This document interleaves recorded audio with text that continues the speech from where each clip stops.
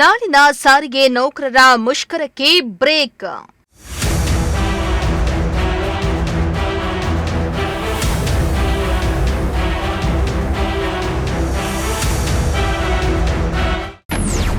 ಸಾರಿಗೆ ಸಚಿವರ ಜೊತೆ ಸಭೆಗೆ ಹೈಕೋರ್ಟ್ ಸೂಚನೆ.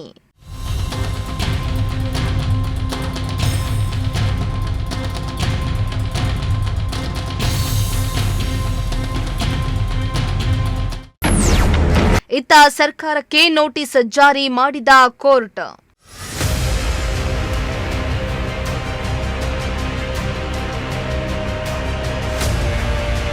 ರಾಜ್ಯದಲ್ಲಿ ಶೇಕಡಾ 25ರಷ್ಟು ವೇತನ ಪರಿಷ್ಕರಣೆ ಹಾಗೂ 38 ತಿಂಗಳ ವೇತನ ಹಿಂಬಾಕಿ ಬಿಡುಗಡೆ ಮಾಡುವಂತೆ ಆಗ್ರಹಿಸಿ ಬಿಎಂಟಿಸಿ ಮತ್ತು ಕೆಎಸ್ಆರ್ಟಿಸಿ ಸೇರಿದಂತೆ ರಾಜ್ಯದ 4 ಸಾರಿಗೆ ನಿಗಮಗಳ ನೌಕರರು ನಾಳೆ ಮುಷ್ಕರ ನಡೆಸಲು ಕರೆಯನ್ನ ನೀಡಲಾಗಿತ್ತು.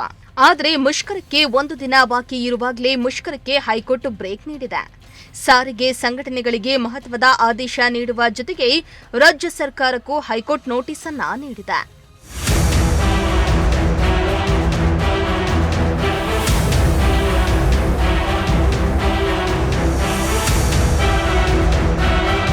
ಸಾರಿಗೆ ನೌಕರರು ನಾಳೆ ಮುಷ್ಕರಕ್ಕೆ ಕರೆ ನೀಡಲಾಗಿದ್ದು, ಮುಷ್ಕರಕ್ಕೆ ಹೈಕೋರ್ಟ್ ಬ್ರೇಕ್ ಹಾಕಿದೆ.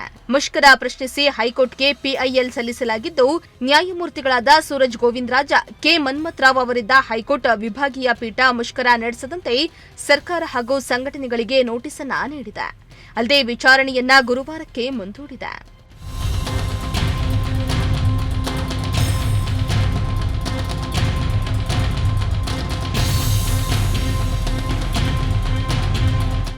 ಇನ್ನು ಹೈಕೋರ್ಟ್ನ ಮಹತ್ವದ ತೀರ್ಪಿನಿಂದಾಗಿ ನಾಳೆ ಸಾರಿಗೆ ನೌಕರರ ಮುಷ್ಕರ ಇಲ್ಲದೆ ಇರೋದ್ರಿಂದ ಸಾರಿಗೆ ನೌಕರರು ಎಂದಿನಂತೆ ಕರ್ತವ್ಯಕ್ಕೆ ಹಾಜರಾಗಲಿದ್ದಾರೆ.